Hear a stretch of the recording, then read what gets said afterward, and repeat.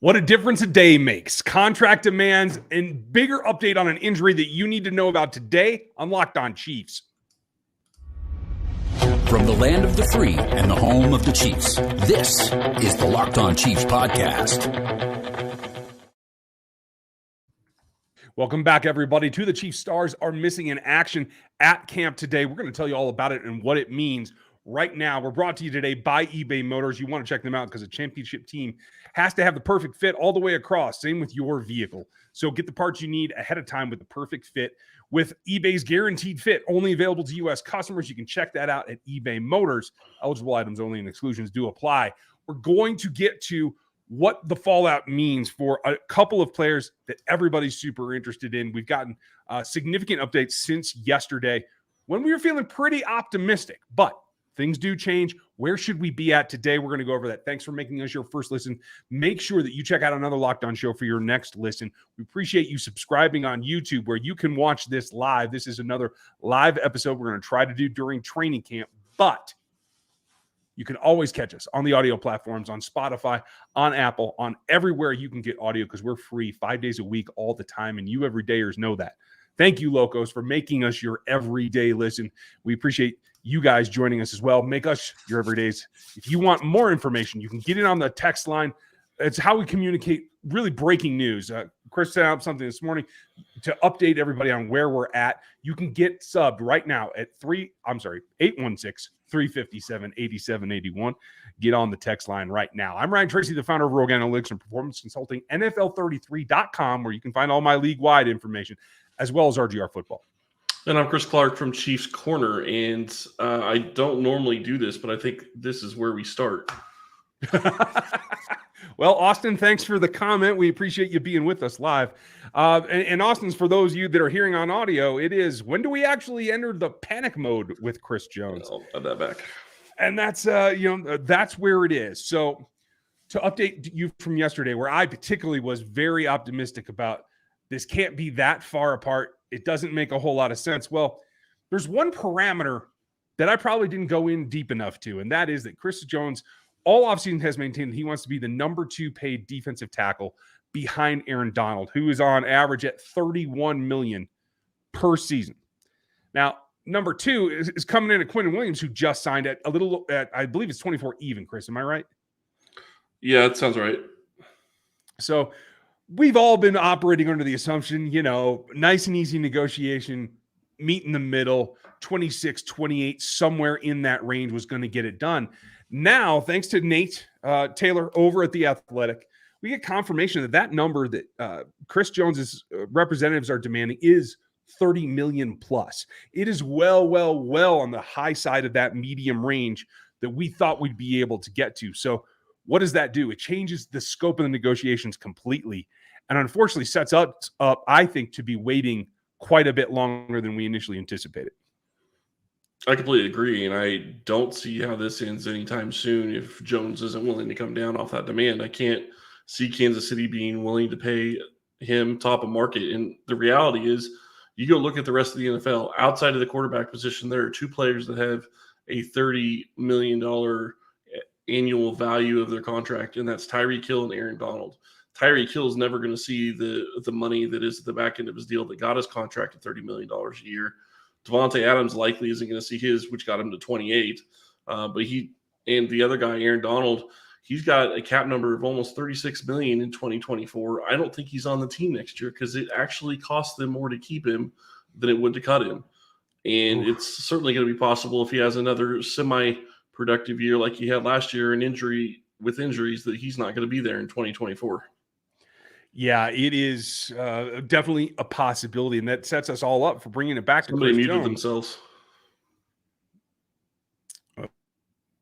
Well, let's try to unmute and see if we're getting that, because it looks like I'm unmuted at this point. Excuse me. So that's where the key comes in, is that we're approaching the point where these parameters that are driving the number up are really going to be fall-away numbers here pretty quickly. So the question becomes, how much of this is the driving factor is Chris Jones wanting to make what is legitimately his concern in his final major payday. At his age, this is likely going to be the crest of where his income per season lands. So he should be pushing for all that he can get. The question is this a reasonable demand, or is this representatives trying to squeeze every dollar they can by demanding a super high number that legitimately we didn't think was going to be in play, and being able to come off of that? And what's that timeline look like while Chris is racking up $50K a day in fines? It's a great question, and I think you look at all of how this is going to play out for the Chiefs and Chris Jones, and there's a lot of questions as to how it's going to work in general. And, I know a lot of people don't like to talk about the cap, but I'm just going to say the reason that this becomes such a big deal this year is because if they sign him to a deal that's around $30 million a year, and it's not just made up money at the end of the contract like you see with Tyreek Hill, then you're in a situation where you have to choose possibly between Nick Bolton and Creed Humphrey. Maybe you can't keep both those guys. That's a huge hit to both the offense and defensive side of the ball. And, then you don't even talk about Trey Smith. You can't afford another guy that's going to be $20 million a year, and Joe Tooney's already going to be $22 million next year. So there's a ton of pieces that are going to fit into this.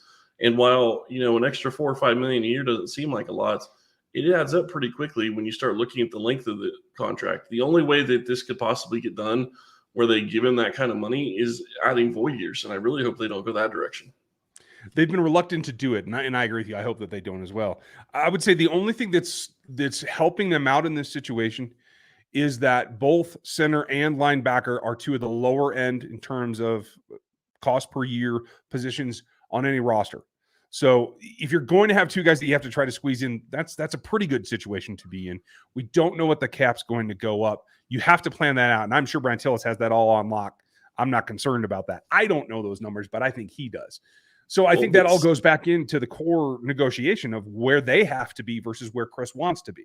Yeah, and $75 million for two guys between Mahomes and Chris Jones is prohibitive for the future.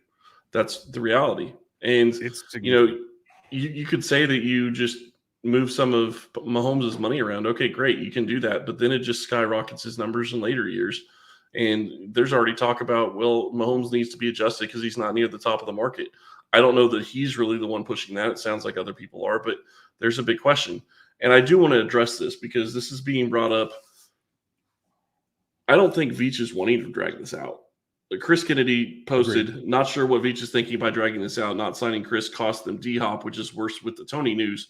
I hope there's not hubris in thinking they don't need to re-sign Stone Cold ASAP. I agree they need to re-sign him, but at $30 million, I don't know that you can do it. And I'm just trying to be real. You look at the cap, and it becomes a huge issue in the coming seasons, especially for a guy that's 29, not 25. I do think there is a creative way to get that done. I know of anyone that can be creative, it is going to be Brian Tillis along with Brett Veach.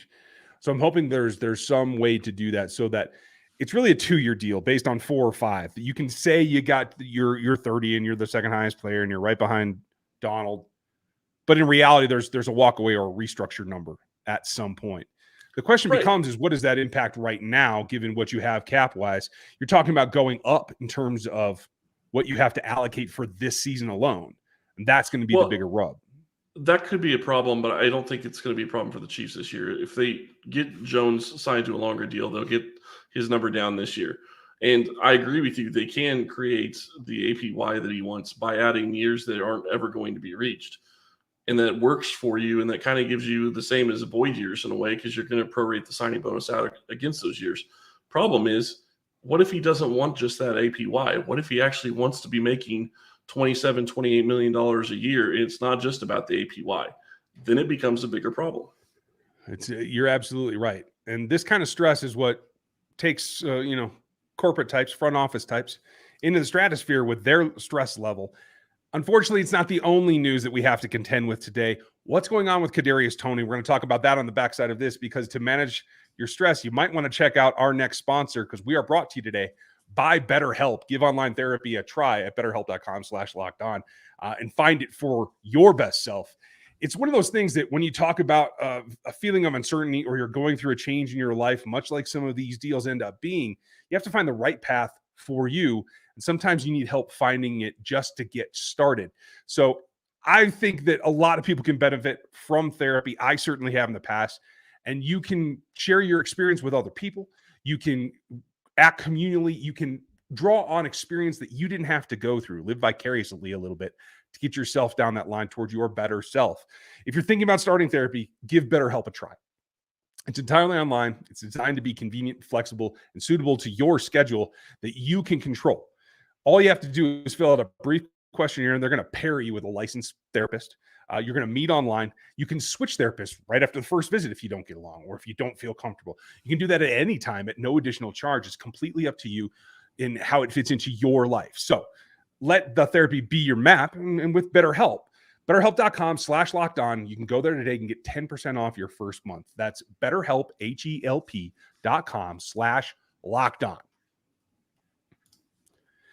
Now, along with therapy, I'd like to have a better PT, an additional service, because I think the Chiefs training staff is certainly elite, but as many options as you can get to help you out, you want to do that for Kadarius Toney right now. Well, and we did get just an update from Adam Schefter, actually, so I want to read this verbatim. Chiefs wide receiver Kadarius Toney, who underwent an off-season cleanup procedure on his knee, which we didn't know about, aggravated the injury Sunday while fielding a punt, is expected to miss some time during training camp, but be ready for the start of the regular season, per league source. Schefter is very connected, so trust what he's saying, and sounds like Toney is out for the rest of camp. If that is the truth, it's a huge hit to Kansas City, and it's not really a hit because you look at what Kadarius brings. It's more of a hit because he can't get more chemistry with Mahomes. He's not going to get that playing time with Mahomes. He's not going to be able to. It's also going to change what they're going to be able to work on in practice, because there are some things that Kadarius Toney is going to be able to do that some of the other wide receivers aren't. You can try to have him do it, but some of those plays you just can't have done by somebody else. You're absolutely right. And Travis Kelce kind of elaborated on this even before the Schefter report here. Yep. That as Travis was going on, he was talking about the fact that the rest of the pass catching group, not just the wide receivers, but he and the rest of the tight ends have to make up for Kadarius Toney because they miss him already, was Travis's quote. And I think that's significant. And like you said, we had no idea about a knee cleanup at all. We didn't know anything had been done to Kadarius Toney over this past offseason. And that does change what my overly optimistic view of it was yesterday, because normally if it's a soft tissue issue, which has been the history for Kadarius Toney, you feel like you can recover from that. And then there's some adaptation that goes on. When it's a clinical procedure, something that had to be cleaned, either scar tissue, adverse cartilage, something loose, like you had to go in internally and clean something up. That's a much different scenario, unfortunately. So for all of you that are screaming at me, I told you so, Ryan, you should have been more worried about him. You guys were right. I was operating off the information that I had, not my intuition. And I try not to put my intuition into it when I talk about injuries, because you just never know what all is going on, because we're not inside the room. We don't have the physician reports. But Daniel is very, very, very adamant about I told you so. And hey, Daniel, you were right. Good for you. I tend to look towards the optimistic side. I know, Chris, you're good at bringing in some balance to me in my over optimism here. But what does this mean? Well, the one thing I will say, it's what does it mean for this Chiefs team? And the reality is actually, I'm not going to say it's a great thing for Kansas City's offense. It's not, but it could be a good thing in some ways. And I say that because now it's going to force guys like Sky Moore, Rashee Rice, and all of the young guys that are competing for positions to actually get more snaps, get more chances with Patrick, and get more acclimation to the offense. So you're going to look at, if you want to look at it from a positive perspective, that's a positive perspective to look at it for. Obviously, it's going to be a pain not having Toney out there, but we did see Kansas City has the ability to adjust to not having their number one wide receiver. They did it last year. Obviously, Toney was part of that late in the season, but they still have the ability to adjust. They don't have a guy like Juju on this roster, and I get that. But I do think that Sky Moore is going to take a big step forward. You go look at some of the plays he's making in training camp already. We'll obviously watch and see if that changes when the pads come on. But Rashee Rice is making plays as well, and that's something that you didn't really see from Sky Moore this early in camp last year. So maybe he's a guy that's going to be able to contribute a little bit more than we expected. Well, that makes sense. And our conversations all offseason have been about the two of them kind of as a pair. Now, Brett Veach was talking about Kadarius Toney being a number one all offseason. This changes that, because If Travis Kelce's comments are correct, and that not only could he miss training camp, but he could miss into the season, that changes everything.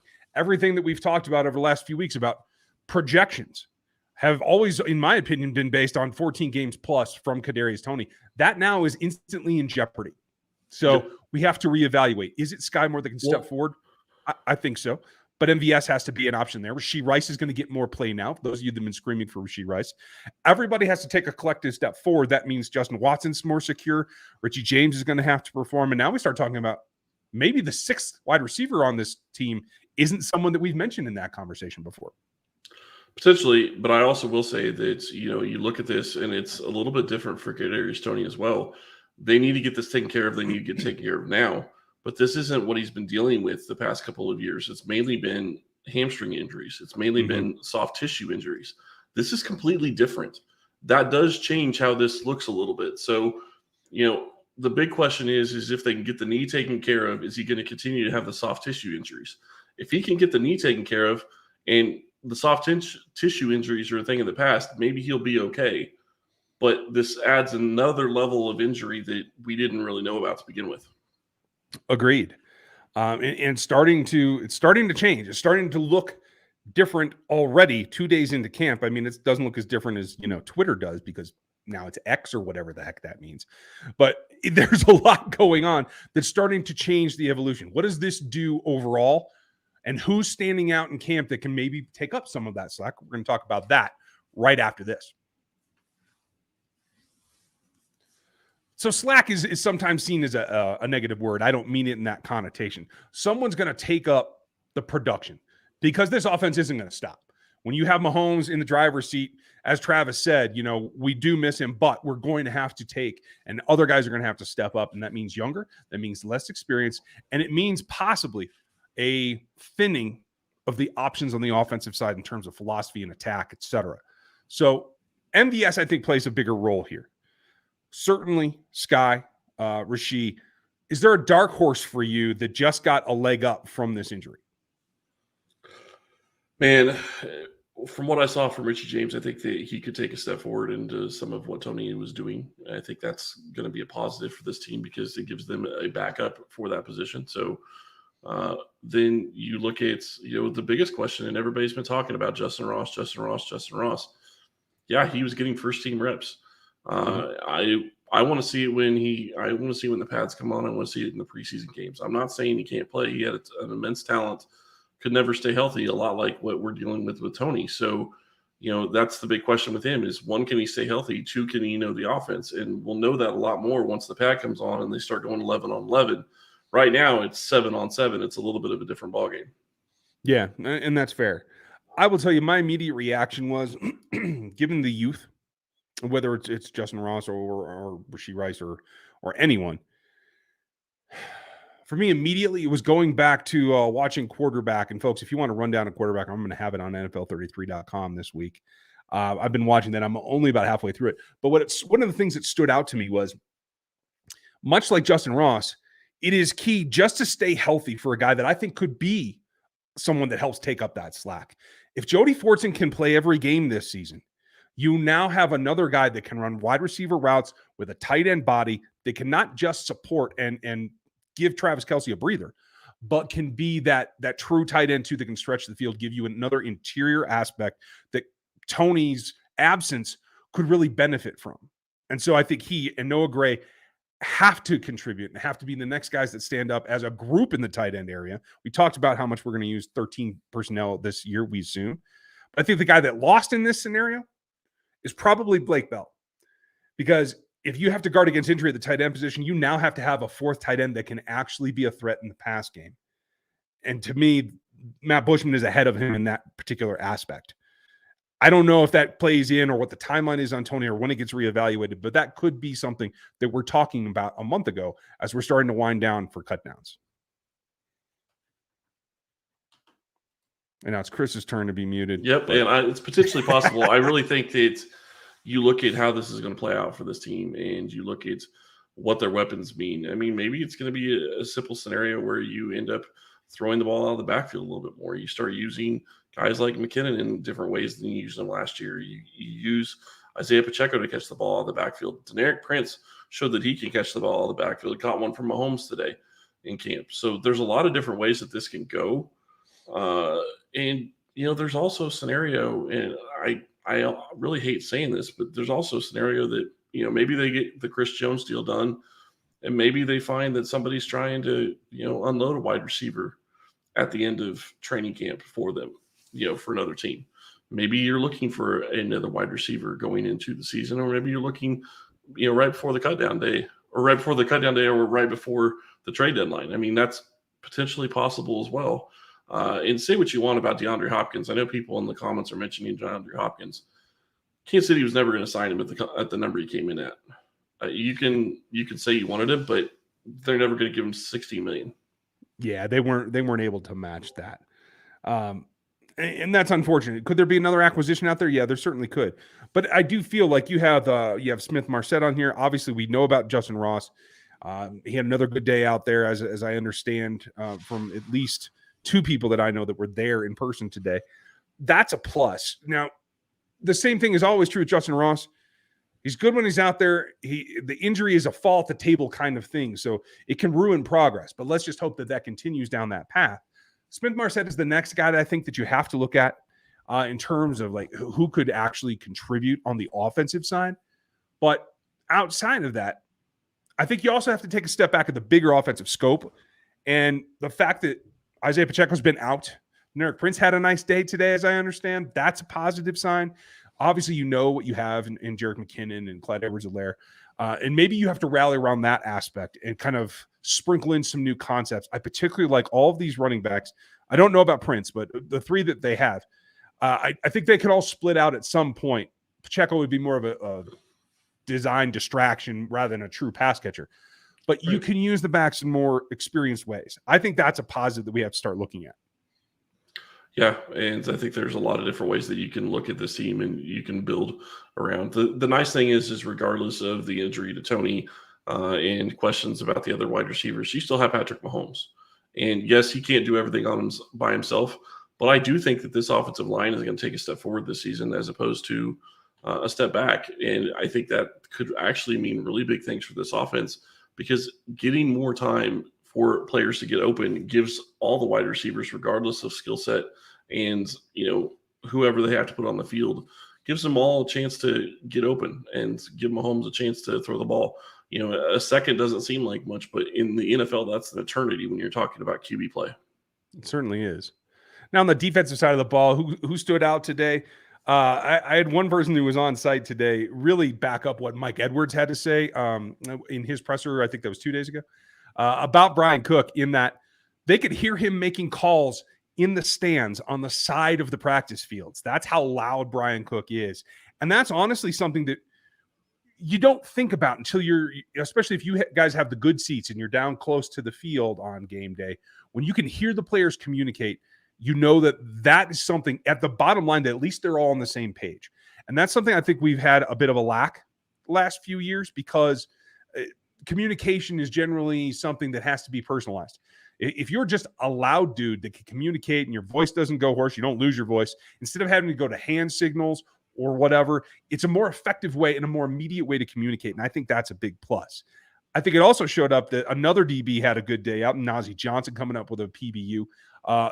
Two guys that are obviously very young, but in their second years, we're hoping both of them can contribute, and I think it was a good day out for them.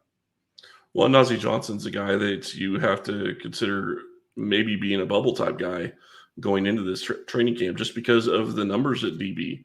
I'm not saying he's not going to make the roster. I'm just saying that he was potentially a bubble guy. If he continues stacking days like he did today, he will be, on this roster, and maybe you're going to end up cutting some of your draft picks because of it. And if that's the case, you can't really get mad about that. I mean, you take a chance on the guy in the 7th round. If he doesn't work out, he doesn't work out. This roster is deep enough. We said that there's probably potential that they wouldn't be able to keep all their draft picks anyway, and that could end up being the case. And, you talk about Brian Cook, and I think that the really important thing on that is showing more leadership in year 2, the willingness to show leadership in year 2 and to take, that spot. And really, Justin Reed's doing it too. Nick Bolton is doing it as well. But all those young guys showing that they're leaders. And I don't think we mentioned this the other day, but I think it's really funny. Somebody called Nick Bolton sir in the secondary. Nick Bolton's 23 years old. He's like, I'm not a sir. And that's the reality. I mean, and the whole conversation about Bolton goes back to the first segment too. Bolton is 23 years old. He likely has 8, 9, 10 more years in the league, probably, if he continues to play, because one of his things that his game is predicated on is instinct, not speed. So that actually means he could play longer. At 23 years old, he can easily play another 3 or 5 year contract. The question is Kansas City going to have the money? Yeah, I mean, that's very, very true. And before we sign off, I do want to address KL368. We appreciate your comments. I don't know if it's TK421 or if that's a Star Wars reference, but I like the name, just so you know. You have a good point. Us as Chris and I have been doing this show 7 years. We've been covering the Kansas City Chiefs for a decade between us. I've been running even farther back with the draft and all that for the last 20 years. And you have a very good point. Trust is hard earned, right? And we've been bitten quite a number of times over the years. We're not even going to talk about the Kelsey extension the first time. But what ends up happening is you have to take a grain of salt. And I'd rather be wrong and have something positive happen than be wrong and have something really negative happen. So you will see me be the water on the fire a little bit sometimes. But that honestly is something that we have to have in order to not get caught by surprise. So let's hope that from now on, especially with Kadarius Toney, that the surprises are on the positive side and we see him back sooner than we hope, and that we see him active, and that there aren't lingering effects from this cleanup or whatever this tweak was. I don't know the nature of it. I hope to learn that in the coming days. And if so, I'm happy to share what I can with you guys. Yeah, and I think that it's very important to just realize that a lot of guys that show up in training camp when the pads come on, or in OTAs before the pads come on in training camp, don't necessarily show up in preseason games. And some of the guys that show up in preseason games don't actually make it to the active roster. There's all potential there. I mean, it's all a question of who's going to be able to show the team that they are able to do what they're asked to do. That's what it comes down to with every single player, regardless of position. Can you do what you're asked to do? Can you be where you're supposed to be? Can you be doing the things you're supposed to do? There are only a couple of guys that are going to be able to get away with things on this roster that are doing things that the coaches aren't asking them to do. Chris Jones is one of them. That's one of the reasons that you have to want him back. Patrick Mahomes is another, and Travis Kelce's another. But those guys are so few and far between. The main majority of these guys have to do what the coaching staff is asking every single play. I agree with you. Every single play is what goes into it. And we hear that from Patrick a lot. And from what I understand, Wandy Morris had a good day today as well. I don't have specifics on him. We're going to cover who's standing out. He came back. That's impressive. Yeah, exactly. We're going to cover who's standing out in the trenches tomorrow. What can we glean as they start to ramp up the contact here? We'll have updates on the Chris Jones, Kadarius Toney's situations as always. And we'll tell you who you need to watch if you're going to camp. If you want all that information, anything breaking, make sure you hit the text line. That's 816-357-8781. And join us there. We'll be back tomorrow with you to cover all the major topics, and any breaking news, you'll get a bonus episode from us. We appreciate you. Make sure that you check out another Locked On show next. Find out what's going on around the league. Get subbed here on the YouTube channel. Make sure you hit the bell too, so you get the notifications when we do go live a little bit earlier, those kind of things. That is really helpful for making sure that you're in the know right off the top. And then make sure that you sub on the audio platforms as well, in case you can't get to the YouTube or you need just the audio kind of filter. We're available 5 days a week. You locos know that. But if you want to be one of us, make sure you get subbed. We appreciate your time today. Enjoy your Monday, and we'll talk to you tomorrow.